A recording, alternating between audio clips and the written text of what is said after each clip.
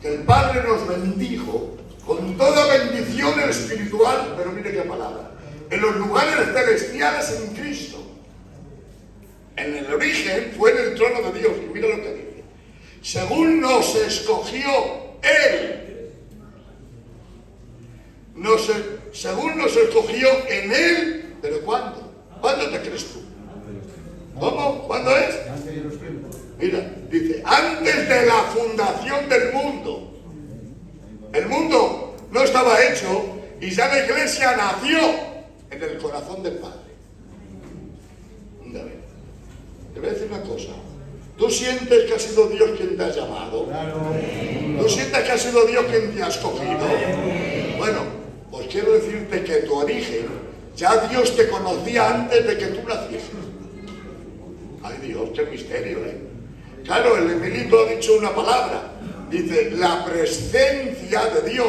¿Qué quiere decir la presencia de Dios? Su conocimiento anticipado de todas las cosas. Fíjate, no existía el mundo, y menos existías tú y existías yo, y Él nos escogió. Él nos escogió en Él. Esto no estaba revelado. En Él, en su corazón, en el beneplácito de su voluntad. Dios deseó tener hijos y edificar una iglesia. Ay, Dios mío. Y nos escogió en Él antes de la fundación del mundo. Y miren lo que dice. ¿Para qué? Para que fuésemos santos. Ay, Dios mío, qué palabra, Dios. Para que fuésemos santos y sin mancha delante de Él. Claro, yo estoy pensando en mi compañera, pues vaya santa ahí. Y ella está pensando en mí, pues vaya santo. Alma de Dios, y la tuya también, ¿no crees que? Bueno, pues esto no sería posible si Cristo no te hubiera limpiado. Para que fuésemos santos. Alma de Dios, chacho. Era lo que dice ríe, sí, para que fuésemos santos y sin mancha.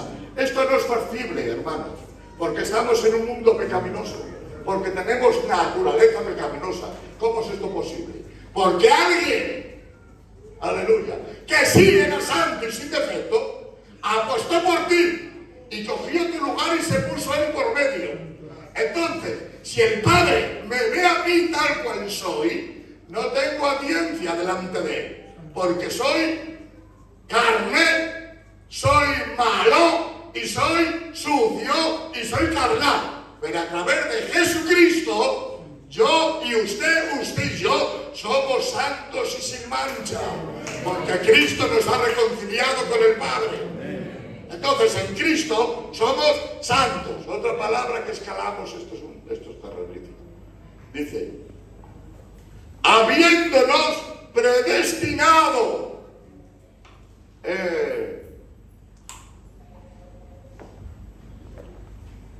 ¿Qué significa ser predestinado, amigo Saúl? Saúl, que Dios te bendiga, hombre, y tu manilla y tu dedo, que Dios lo sane. A ver, dime, ¿qué es ser predestinado? Está propuesto para algo que viene, ¿no? Perdona, dilo otra vez, hombre.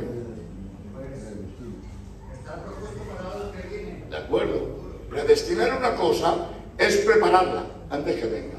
Bueno, ahora bien, la palabra predestinar es preparar una cosa de antemano. Bueno, pues Dios nos predestinó. Esto hay que entenderlo, ¿vale? Dios nos predestinó. Bien, ahora digo para qué. Nos predestinó, fíjate qué palabra.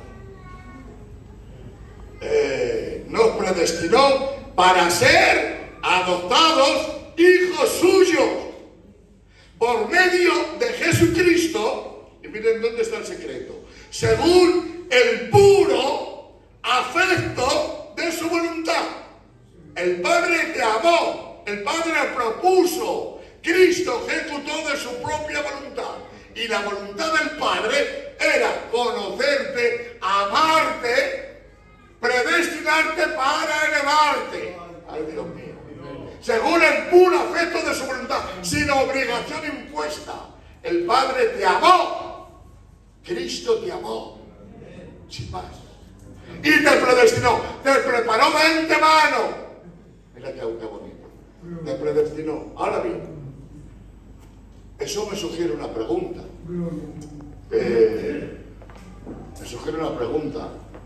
Adán, ¿estamos entonces predestinados?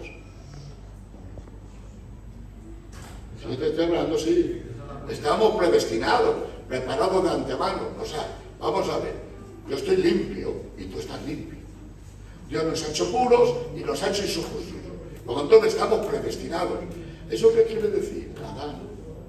Que ya no volvemos a pecar, que ya pase lo que pase, vamos a llegar allí, ¿o cómo explicas tú la predestinación?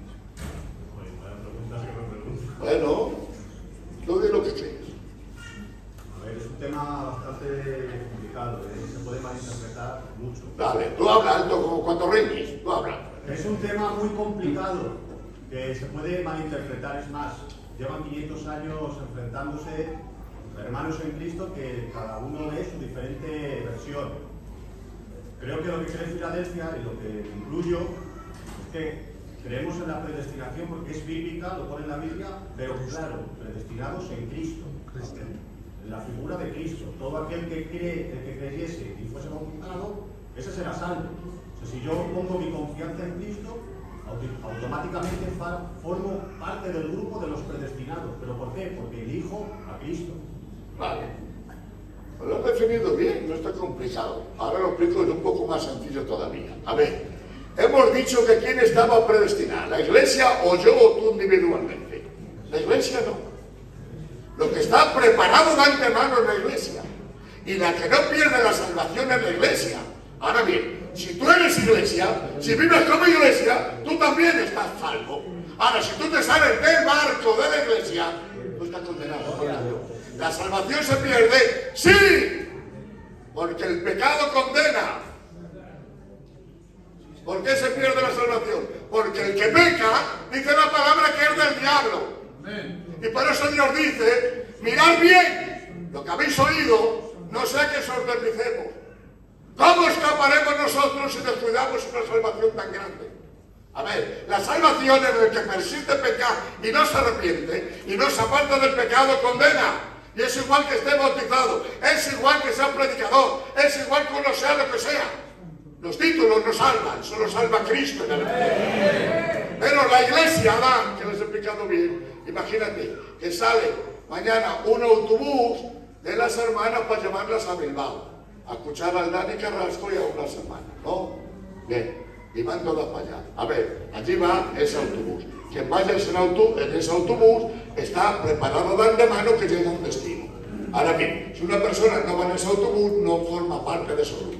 Pues la iglesia es el vehículo que Dios ha elegido para llevarnos a todos al cielo. Y la iglesia ya está salva. La iglesia ya es salva. La iglesia no va a pasar la gran tribulación. La iglesia va a vivir en la gloria de Dios para la eternidad. Lo importante, hermano Pepe, es que somos iglesia. Y el que sea iglesia es salvo. Ese sí se ha predestinado, la iglesia.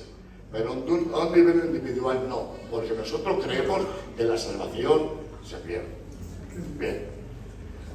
Muy bien, predestinados. Vamos escalando unos puntos del origen de la iglesia, ¿no?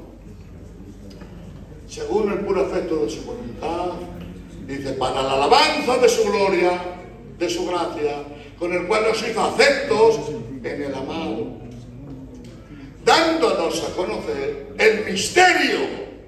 Ese es el misterio, oculto. Este misterio no lo conoció nadie. Desde Adán hasta toda la humanidad nunca se lo reveló al profeta. Era un misterio oculto. Solamente estaba en el corazón del Padre.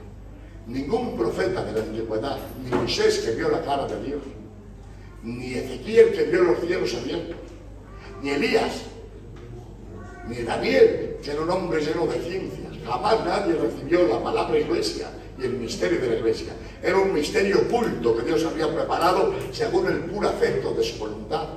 Entonces, dice, este es un misterio que estaba en el corazón del Padre, y Cristo, entre otras muchas cosas que vino a hacer, Cristo vino a edificar una iglesia. La iglesia universal. Eso también nos vale para decir que Cristo vino a edificar una iglesia. ¿Es eso correcto? Pues sí, Cristo vino a edificar una iglesia y a hacer visible el misterio de los tiempos ocultos y edades que Dios tenía en el beneplácito de su voluntad. Y Cristo fue el primero que habló y puso la palabra iglesia. A ver, la palabra iglesia era un tema oculto del Antiguo Testamento, era un tema oculto también en parte de los discípulos, con casi todos, y ya fue revelado siempre después de la resurrección de Cristo. En los tiempos de Cristo no había iglesia. Cristo no tenía iglesia. En los tiempos de Cristo no había iglesia. Como hubieran dicho los hermanos, fue pagado el precio en la cruz, fue abierta en Pentecostés, y Cristo nunca tuvo una iglesia. Cuando Él se fue, cuando Él fue ascendido, ahí ese día empezó la iglesia. Y la iglesia no es otra cosa que asamblea, reunión. La iglesia es universal, del mundo entero. Del mundo entero. Y nos une la fe. El que tiene fe como tú, esa es iglesia. La fe, el espíritu y el bautismo. Eso une a la iglesia. Eso es lo importante. La iglesia del mundo entero. Bien, entonces la iglesia tiene diferentes funciones, tiene diferentes componentes y diferentes armas. Entonces, ¿por qué hay una iglesia en el mundo? ¿Y para qué? A ver, Esteban, ¿para qué tú crees que hay una iglesia en el mundo? Para parar las maquinaciones del enemigo, ¿no? Mientras esté la iglesia, el enemigo está como tal. Está medio ataído, porque mira lo que hay. Mira, hermano, ha dicho Esteban una cosa muy buena. La iglesia del mundo paraliza las obras de las tinieblas y al príncipe de la potestad del aire. Por eso el Señor dijo, vosotros sois lo que... Saúl, vosotros sois lo que... La sal, ¿qué componente? Podría haber dicho, a ver, vosotros sois como un jamón bueno de jabugo. O un caviar de estos. La iglesia, vosotros sois la sal. La sal, la sal, la sal de la tierra. ¿Y por qué esa comparación, Saúl? ¿Puedes explicarla? Sal. Sí. ¿Qué hace la sal? ¿Por qué esa comparación? No la pensaba. Dar sabor, conservar, preservar los alimentos. Ah, total nada. Mira, la sal no se ve. Se diluye entre los alimentos. Nunca he visto a nadie, como el otro día que nos comimos unas faves, ya bastante ricas, ¿verdad? Pues de verdad que nadie dijimos allí, ¿qué salma buena? Ha hecho la morena. Nunca la he visto porque al que lo diga lo matamos. Tú vas a una comida, ¡ay, qué rica está esta sal! La sal. No se ve. Pero si no está, Gloria a Dios. ni esas faves, ni esos hinojos, ni la comida que tú quieras, si no tiene sal como está, desabrida, no tiene sabor. Porque la sal no se ve, pero da sabor. Por eso Cristo dijo, vosotros sois la sal de la tierra. La sal de la tierra no tiene elogios, el mundo no tiene la iglesia. El mundo no se ve en la iglesia. El mundo es algo desaparecido, unos locos que se juntan, una gente que se junta a cantar coritos, a dar voces que dicen que Dios es su Padre y que un día se van al cielo. Para algunos es un bulo, para otros es una tontería, para otros, porque está escrito, la palabra de la cruz es una locura cuando se pierde. Y la iglesia es de gente aburrida que no tiene otro sitio donde ir y que vaya. Bueno, estos son el mundo.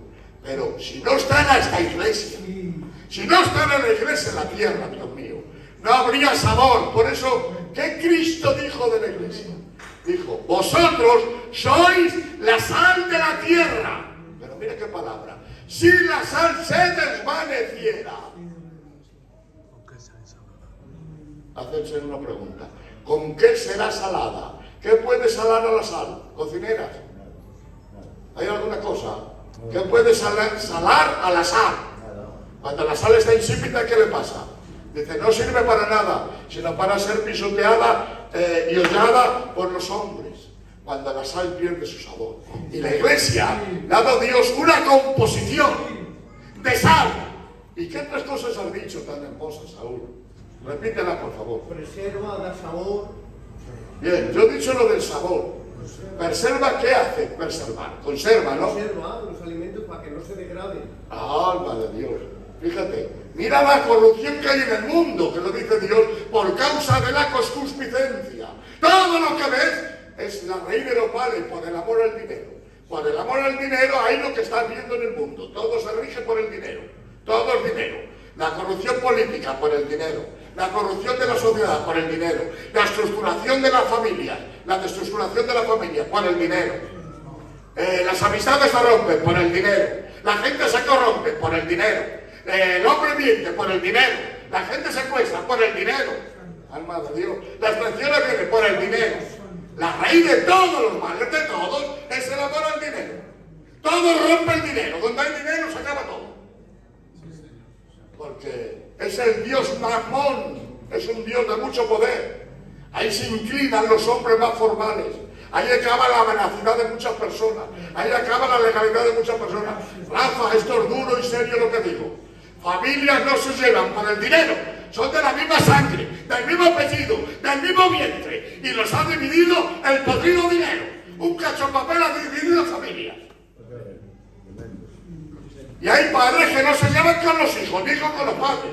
Y matrimonios que se separan por el dinero. Hermanos que no se hablan por el dinero. Cuñadas que se envidian a muerte. Por el dinero. Todos por el dinero. Fuera de la gracia de Dios, que Dios reprenda el dinero. Donde hay dinero acaban los males. A mí me gustaría un mundo de trueque. ¿Cuál es el trueque? ¿Qué ha sembrado Emilio?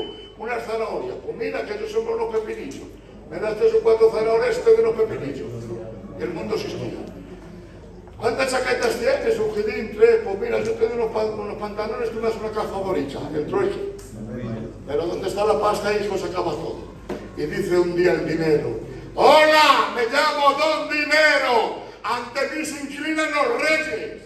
Ante mí los hombres formales mienten. Ante mí las personas puras se degradan. Y todos se mostran. Solamente tengo un enemigo. Y él se llama Jesucristo. Andó por encima de mí y nunca conseguí mancharle ni una tilde por causa del dinero. Porque su reino no era de este mundo. Quien vence el dinero vence todos los males. El que vence el dinero es invencible. Pero claro, hay un refrán en Castilla que dice: por el dinero baila el perro. De verdad que traes un perrín, enseñar 100 euros y se echa un baile. Pero ¿cómo bailan los perros? Sí, si hay dinero se baila. Pues sí, este es el maldito dinero. Observa. O sea, que la corrupción de la concupiscencia, la inmoralidad, la riqueza del Dios Mamón, menos mal que está la iglesia, que no se ve.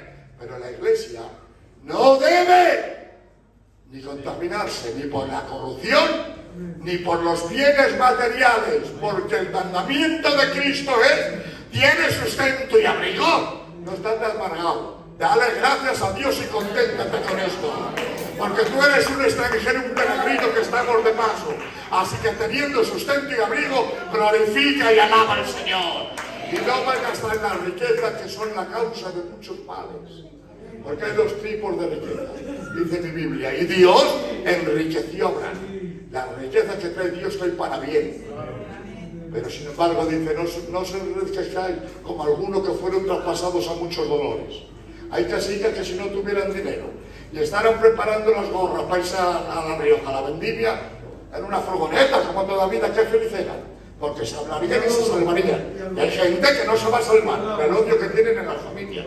Eso es un espíritu de Satanás por medio del dinero. Y yo digo: Padre, que mis hijos se vengan conmigo al cielo. Si el dinero es mi enemigo, por favor, no quiero ni verlo. Un cachico de pan. Pero cuando Cristo venga, que nos vayamos con Dios al cielo. Que no hay nada que pueda separarme de mi casa ni dividirla. Porque hasta para coger duro, si me quita la bendición, no quiero recoger duro. Prefiero ir a La Rioja, a agachar el lomo, a ganarme 50 euros cogiendo uvas, que es bien dinero. Pues hay gente y familia que en esto, si no tuvieran tanto dinero y fueran a recoger cartones, serían felices. Esto es un misterio que hay que tener agallas para digerirlo, pero que es la verdad. ¿Dónde se lo dije yo a un padre de familia? Yo tengo muchos problemas. Bueno, el problema que tiene usted es que tiene usted mucho dinero y usted y toda su banda son amantes del dinero. Yo de usted lo donaba a la Cruz Roja si era feliz. Ay, ¿cómo voy a hacer eso? Claro, sí, que no lo hace usted. Bueno, salimos de ahí. Y gracias a Dios que la Iglesia tiene sabor. Pero vamos a hablar un poco cuando la sal se desvanece. ¿Sabes? Tú sabes que aparte del Evangelio, que escrito los 4 Evangelios, Jesús hizo muchas más cosas. Que dice Juan, si se hubiera escrito todo lo que Jesús hizo, no cogerían los libros en el mundo de lo que hizo. O sea, que no solo hizo y habló lo que está escrito en los Evangelios, sino que hizo más cosas. Tú sabes, profesor, que aparte de los escritos originales de los Evangelios, tenían unas enseñanzas aparte escritas a los discípulos. ¿Has escuchado hablar de eso alguna vez? Bueno. Emilio, ¿has escuchado hablar de eso? ¿Puedes definirlo, por favor, si te acuerdas? Vamos. No, vamos a ver, como bien has dicho, hay, aparte de los libros reconocidos e inspirados, hay otro tipo de literatura. Y obviamente que había, aunque no existen los manuscritos, pero que sí había escritos acerca de acciones y actividades que habían realizado en sus misiones. Pues mira, por ejemplo, en este pasaje, cuando la sal se desvanece, ellos entendían que cada cristiano y cristiana era un grano de sal, y yo digo que eso sí. Pero imagínate que una persona, hermano Pepe, caía en la degradación de la inmoralidad. ¿Eso qué quiere decir? Que su sabor se perdía. ¿Y qué enseñó Cristo? Dice, cuando la sal se desvanece no sirve para nada, sino para ser pisada por los hombres. ¿Sabéis cómo interpretaron la iglesia primitiva este pasaje? ¿La has escuchado alguna vez, Julián? ¿La habéis escuchado alguno? Esta interpretación. Sí. ¿La has escuchado? Dilo, por favor. Cuando alguno quedaba degradado por su mal testimonio, por lo que hubiera hecho, se ponía en la puerta y los hermanos pasaban por encima de él. ¿Has visto? Un ejemplo, una persona se había degradado en un pecado de inmoralidad. Y para que se cumpliera el texto de Cristo, si era una mujer que había hecho un mal, bien, o un hombre, pues se ponía en el umbral de la puerta donde entraba la iglesia a hacer culto. Y todos hombres y todas mujeres pasaban por encima de su cuerpo a la iglesia a hacer culto, para que se cumpliese este grano de sal que se ha desvanecido y ya no sirve para nada, para ser pisado y hollado por los hombres, hasta que recupere su sabor. Ahora imagínate que pasan estos gordos, hermano. Cualquiera pecaba, así nadie pecaba. Bueno, pues sí, la iglesia cumplió eso. Que no lo enseñó el Señor, ¿vale? Fue eso que se cumplió. ¿Y qué también dijo que era? ¿Vosotros sois lo que es, Ángel? Luz del mundo. ¿Y qué definición se hace de salud? Pues para alumbrar en un mundo de tinieblas. Bueno, tú imagínate que yo soy luz y que quiero ser luz. ¿Cómo se define que yo ando y vivo en luz? ¿Cómo se define mi vida? Vas a ver, dilo a los hermanos, por favor. Pues a través de su testimonio. El testimonio es la luz, ¿no? ¿Y qué más? Con las obras que uno realiza y lleva a cabo. Esas son las 2 columnas. La luz tiene 2 columnas. El testimonio y las obras. Dice, la luz no puede estar escondida debajo de un almud, es decir, debajo de una mesa, sino que se pone en la casa, en el candelero, para que todo el mundo vea la luz. ¿Vale? Eso es el testimonio. Lo que quiere decir, dice, que alumbre la luz puesta delante de los hombres, para que glorifiquen a vuestro Padre que está en el cielo. El mayor corito que podéis cantar los del coro es vuestro testimonio. El mayor corito que canta la iglesia no es tocar bien ni cantar. Cuando tú das testimonio de Cristo, estás dando luz. Porque tus obras están glorificando a Dios. Y el mundo dirá, ese joven ha cambiado, está glorificando a Dios.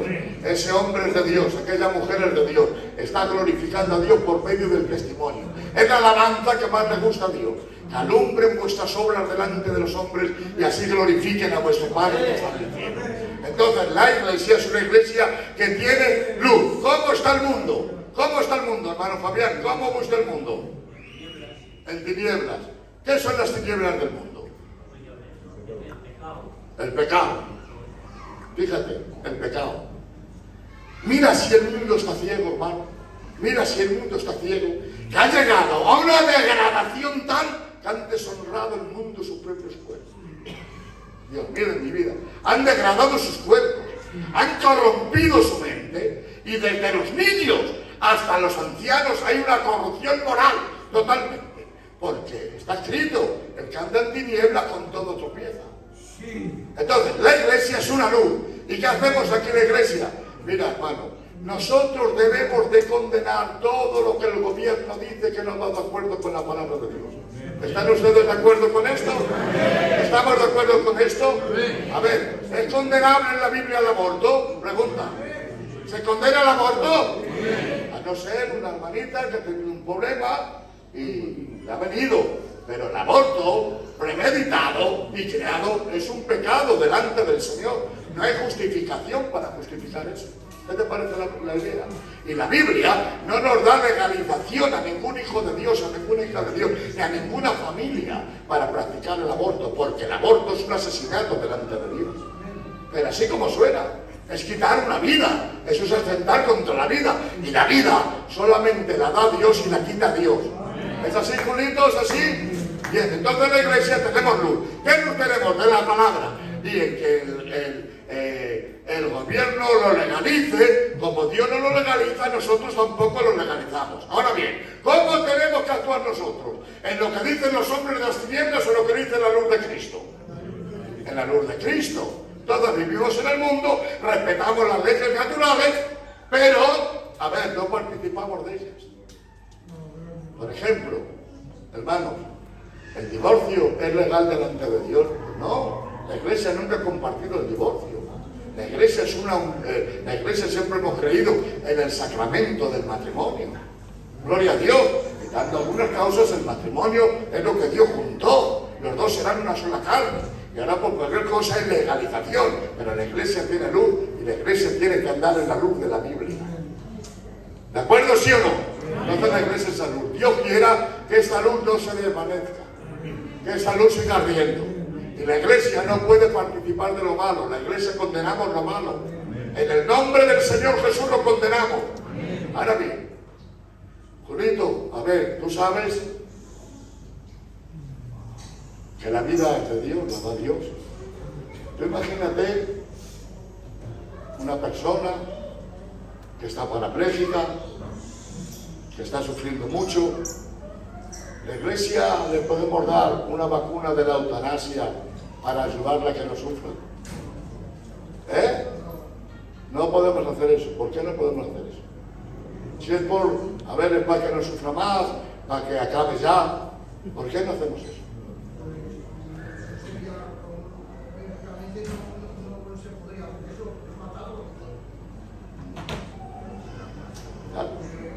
Bueno, pues eso ya está aprobado. Eso ya está aprobado. ¿Quieres hacer una pregunta, Celeste? Que no hemos empezado. Sí, pues mira, la iglesia de Cristo no aceptamos ni queremos la eutanasia. Que es que una persona sufre. La vida la ha dado Dios y esa persona y ese ser humano se la va a llevar cuando Dios diga. Yo personalmente he deseado a personas que quieren que Dios se los llevara antes, para quitarnos de sufrir. Pero yo no puedo firmar para que esa persona tenga una eutanasia. Eso parece la idea.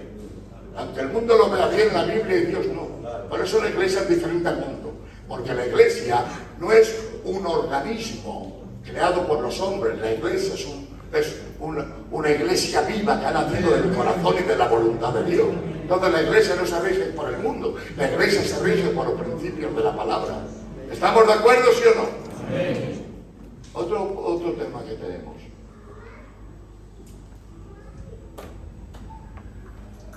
Va a llegar el momento, no tardando mucho,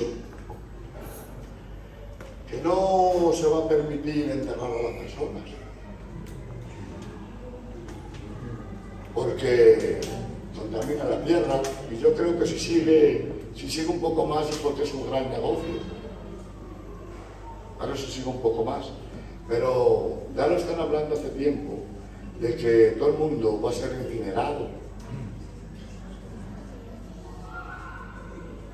No sé si esto se cumplirá, pero de hecho esto va a ser así, pero ya no por gusto, sino por ley. Pero imagínate, a ver, yo me voy a morir y quiero ser incinerado. Si yo me incinero, mi cuerpo va a resucitar en la redención, es pecado delante de Dios. ¿Qué concepto tenemos de la incineración?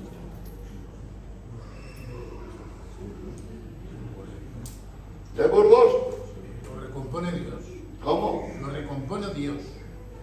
Porque hasta los muertos que están en el agua, los que mueren, también lo recompone Dios. Eso está claro. A ver, no dudamos de la potencia que tiene Dios. Pero fíjate, es un estado natural que Dios dijo, el polvo que hace, vuelve a dónde? Polvo, donde fue tomado, y el espíritu vuelve a Dios que lo dio. Entonces, en ningún lugar de la Biblia se habla de la incineración. Solamente hay un pasaje en el libro de Oseas, y no era de los santos, era precisamente de una comunidad satanista. Esto es una práctica satánica, que quemaban a los difuntos y esparcían las cenizas. Bien, ahora quiero deciros que si una persona del mundo, a mí me hicieron esta pregunta, una persona de la Argentina, y le dije que le llamaba o que me volviera a llamar. Y estuve estudiando y estuve preguntando, y no hay ningún pasaje bíblico que condene esto. Ahora bien, de una forma natural, entendemos que el proceso para un hijo de Dios es seguir el proceso como Dios creó al hombre. Una persona vuelve al polvo y el espíritu vuelve a Dios, y ese polvo tiene promesa para cuando Dios venga. Pero si una persona, por lo que fuera, se pudiera incinerar, eso no es ningún pecado para dejar que ese cuerpo resucite en el día posterior. Yo es la luz que más he tenido. Si algún hermano, por favor, puede o quiere decir una luz que yo no sepa, pues de verdad que es un buen momento para decirla, ¿vale? Pero lo natural es que yo me muera y se me entierre. Eso es lo normal, ¿vale? Porque mi cuerpo y el tuyo tiene promesa de Dios, porque nuestro cuerpo es templo del Espíritu Santo. Entonces la iglesia nos tenemos que ir capacitando para... Yo no sé el tiempo que va a tardar la iglesia, yo creo que Cristo viene pronto. Amén. Pero lo que sí es cierto es que nos tenemos que preparar aquí, porque se voy a plantear un problema. Rafa, plantea un problema. Sí. Plantea un problema, sí. Mira, ahora imagínate que yo soy así. Bueno, pues, ¿qué me enciendo yo? Que me cambien eso. Me encenderá. Bien. Y como no somos grandes, pues cojo así en un frasquín. Es una maravilla. Al Rubén, al Madre Dios, el Rubén. Tenemos que ponerlo en una... Ese no lo queremos. Es un garrafón. Bueno. A ver. Así una viejina así. Y se lo dan a la pastora. Bueno, a ver. ¿Ustedes creen que es fácil vivir con un frasquín de unas cenizas de una persona en una casa? ¿Es factible? Es un rollo, ¿no? Es difícil convivir con eso, ¿verdad? ¿A qué suena mal? ¿No te das cuenta, Tito, que es antinatural? Lo que hace Dios es siempre natural. Entonces hay personas que se las han llevado las cenizas de casa. Y mucha gente, Julito, escucha, hay gente de nuestra cultura gitana que lleva flores de los cementerios en las furgonetas. Ah, ¿no lo sabía? Pues ya se lo digo yo. Rafa, ¿no te has enterado? Hay gitanos de España que llevan flores que han usado los nichos de sus seres queridos en las furgonetas. Y tú dirás, ¿por qué? Pregúntame, por favor. ¿Para qué? ¿Para qué? Para que les proteja como un talismán. Para que les proteja el alma de los difuntos. ¿Y saben cómo se llama eso? ¡Satánico! Pues sí, para que les proteja de multas, de libre de accidentes. Muchos que en vez de llevar calcetines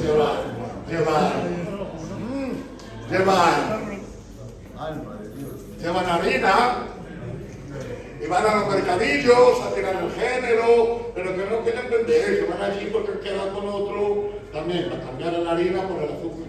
Por eso están los mercados en bendición, que Dios reprenda a los demonios.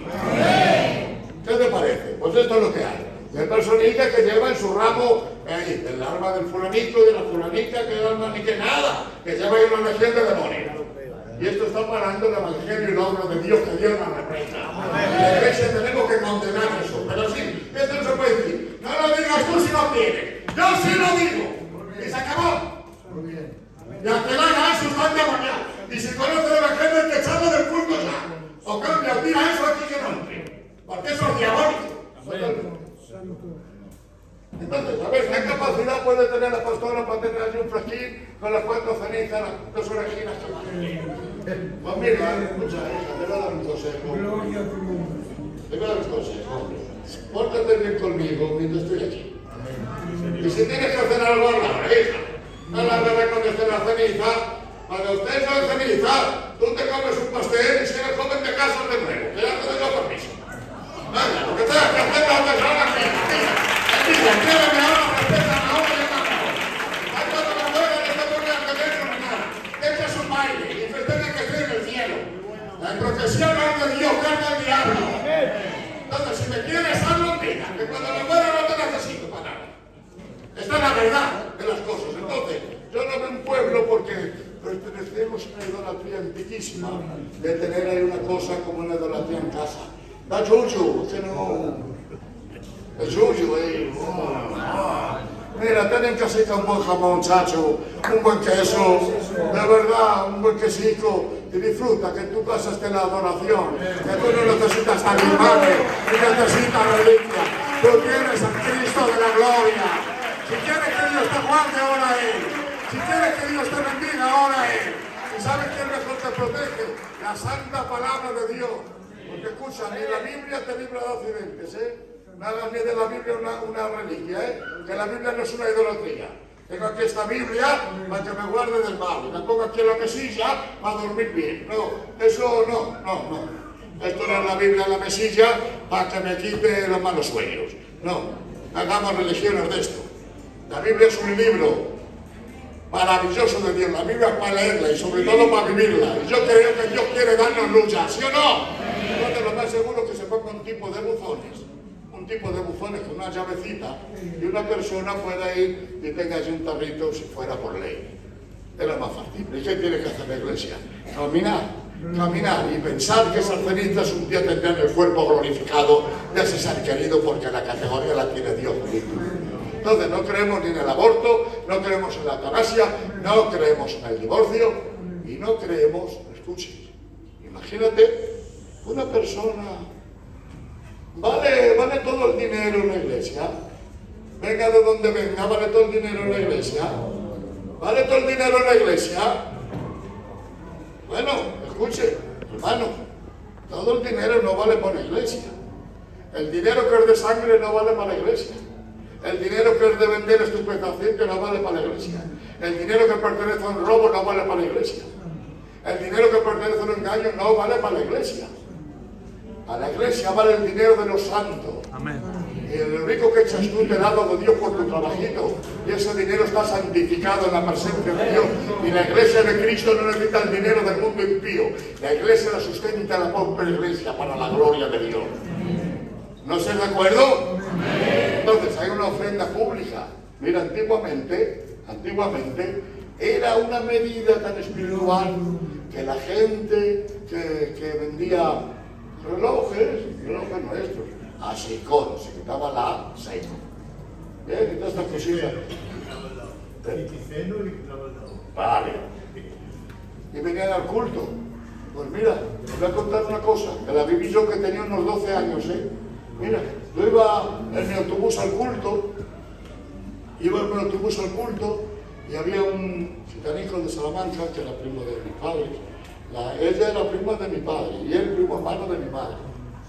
Y no la había visto y entré y me senté para adelante y detrás me llamó. Pero niño, perdón, tío, y le fui a saludar. ¿Vas al culto, hijo? Digo, sí, se ve el culto. Y me llena, buena mano, hijo. Mira, coge esa otra mano. Esta mano para ti.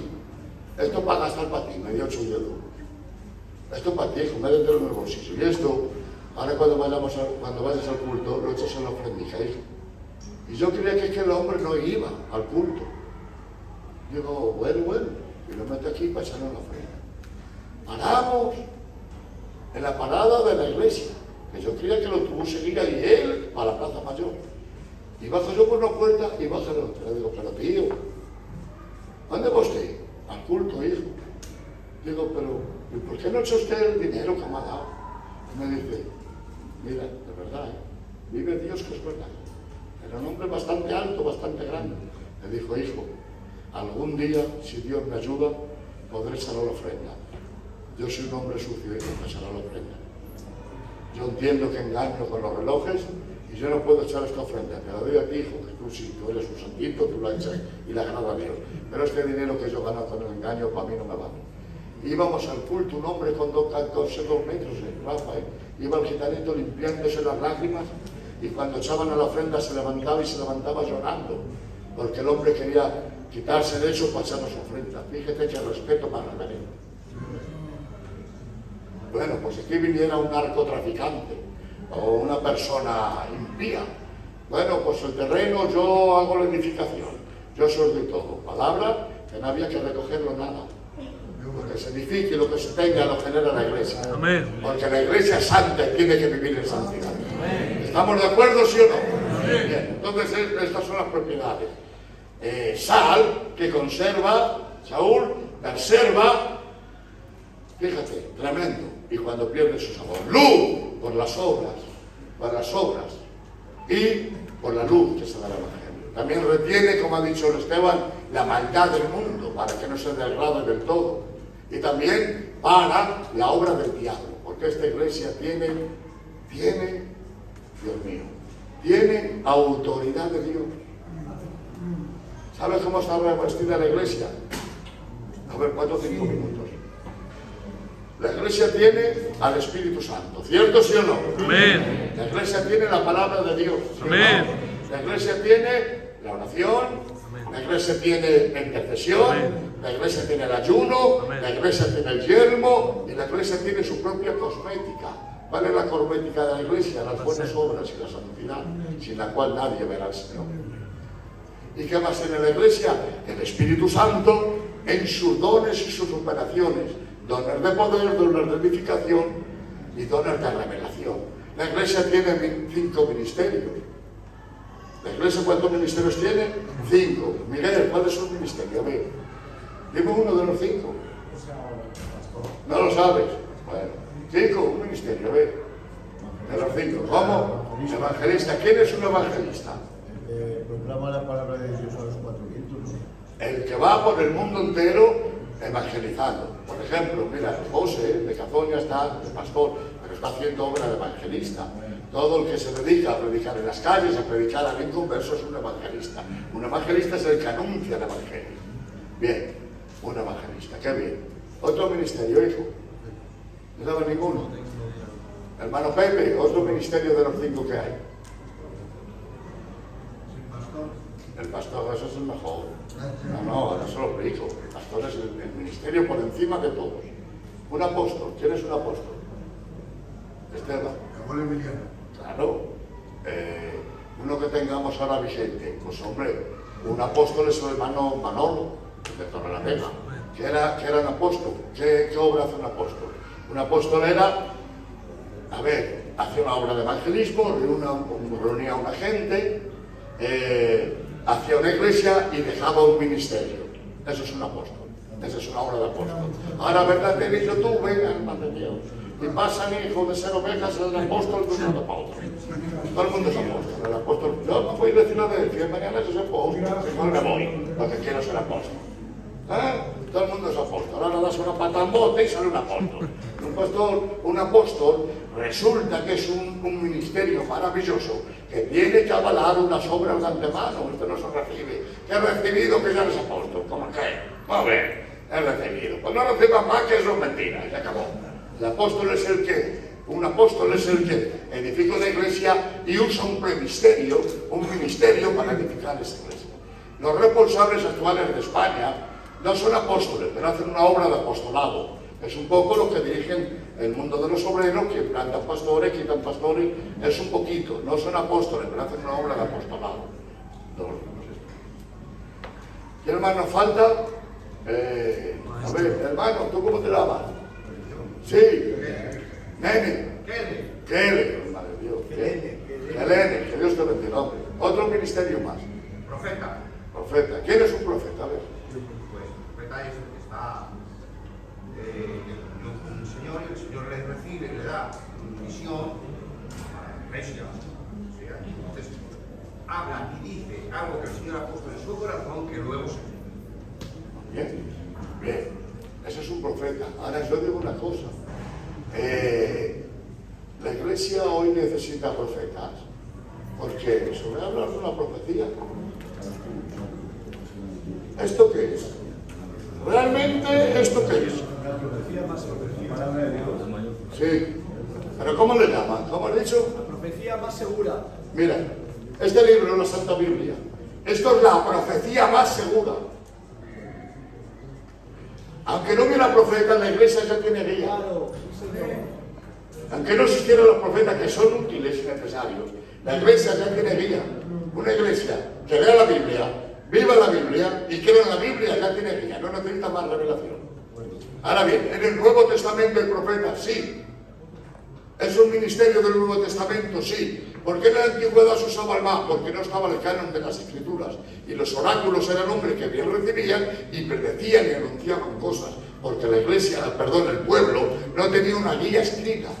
Pero cuando el canon de las Escrituras se realizó, la iglesia de Cristo no vive por revelación. La iglesia de Cristo ya tiene la revelación.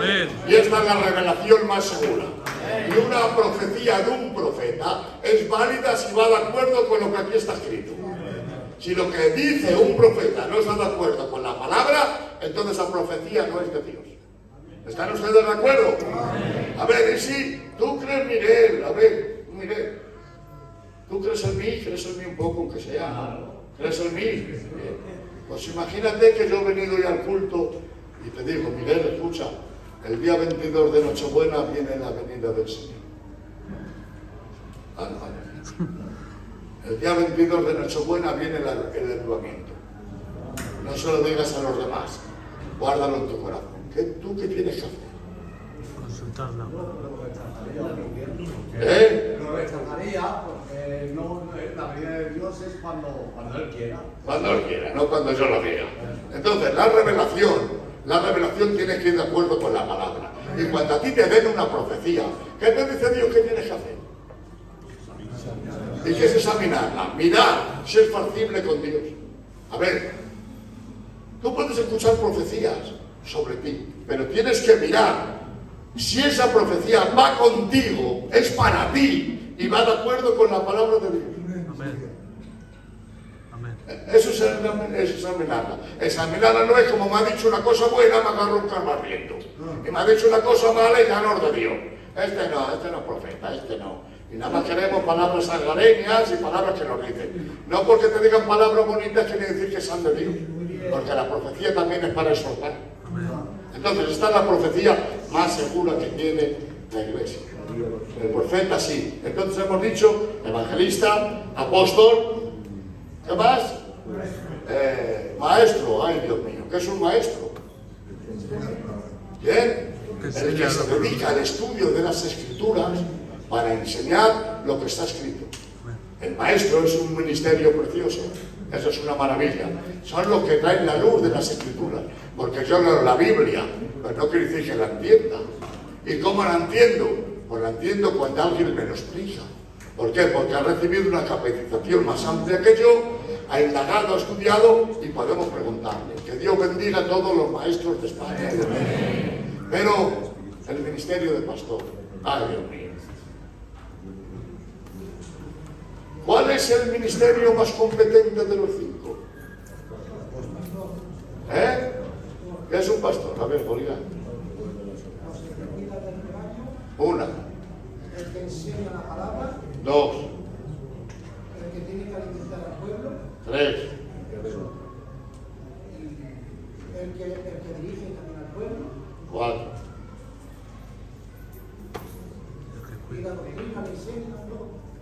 O sea, que en un pastor entran los 5 ministerios. El pastor. Claro, tú me miras a mí y dirás, pero bueno, no, tú olvídate. Hablo de un pastor, ¿vale? Un pastor es el que trae una voz de Dios al pueblo. Es el que hace obra de evangelismo, alma de Dios. Es el que enseña la palabra, que es un maestro. Es también un apostolado que forma otro ministerio. Un pastor es algo maravilloso. Bendito sea Dios, hermanos. Que Dios levante pastores preparados. Amén. Para la gloria de Dios, hermano. Y el pastor no es el que predica, una persona se salva y se va. No, un pastorcito es el que discipula, el que enseña, el que corrige. No tiene que ser un reñidor como yo. Una cosa es corregir y otra cosa es reñir como yo. Ni dar la brasa a nadie. Pero bueno, esto es otro tema. Otro. Vale, pero sí, un pastor es una persona muy completa. Bueno, pues no han venido los de Mallorca, pero hemos venido nosotros. Para la gloria del Señor. Aleluya. Gloria a Dios.